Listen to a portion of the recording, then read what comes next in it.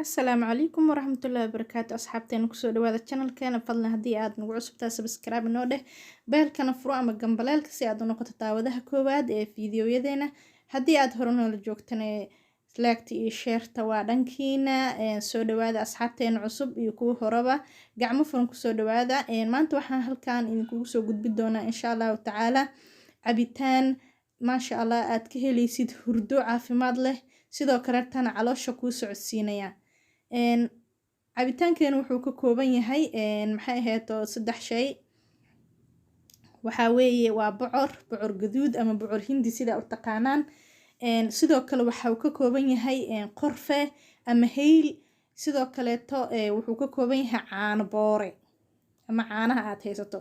marka hore waxaa soo qaadanaysaa bocorta aynu wada naqaanaa haddii aynu nahay Soomaali bocor gaduud ama bocor hindi ayaa u naqaanaa bocorta ayaa soo qaadanaysaa in kugu filan ayaa diyaarsanaysaa waa jarjaranaysaa waa dhaqaysaa dabka ayaa saaraysaa bocorta kaligiis iyo biyo ayaa isku saaraysaa dabka markay isku karaan oo bocortu bislaado waa ka soo dejinaysaa dabka waa qaboojisanaysaa bocorta waxaa soo qaadanaysaa makiinada cabitaanka lagu shiido ama qalaadada waxaa ku shubaysaa bocortii aad soo karisay sidoo kale waxaa ku darsanaysaa caano boorihii ama caanaha aad haysato sidoo kale waxaa ku darsanaysaa qorfe ama waxaa kaloo ku bedelan kartaa hayl labadaasna waxay ka helayaan wuxuu ka helayaa caraf ayaa u yeelayaa cabitaanka maasha Allah kadib waa isku shiidanaysaa sokor ayaa ku darsanaysaa kadib waa isku shiidanaysaa markaa isku shiidato wuxuu ku soo baxayaa cabitaan caraf badan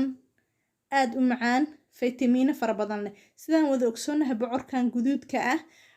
wuxuu leeyahay faytamiino fara badan caruurta xitaa waa la siiyaa xilliga ay yar yihiin adiga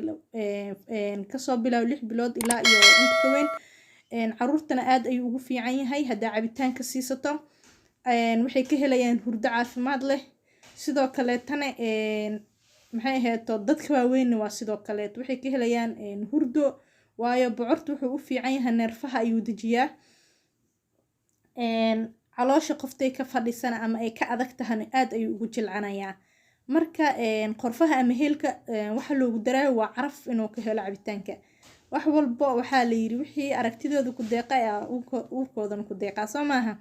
marka wixii caraftiisa ku deeqa ayaa cabitaankiisana ku deeqayo marka waa cabitaan aad u fudud basiid ah waqti badan aan ka qaadanaynin aadna ka helayso hurdo neerfahana ku dejinayo hadduu madax ku xanuunayo haddii hurdadu kugu yar tahay hurdo ku siinayo sidoo kale haddii caloosha ka fadhisana maasha Allah kuu socodsiinayo waa wax aad u fudud maxay aad ka helaysan gurigaada qof kasto gurigeeda waa laga helayaa caano boore bocor waa laga helayaa heel ama qorfana shaah ayaa u isticmaalnaa soo dhawaada asxaabteena horena noo wada subscribe inoo saar noona sii share gareeya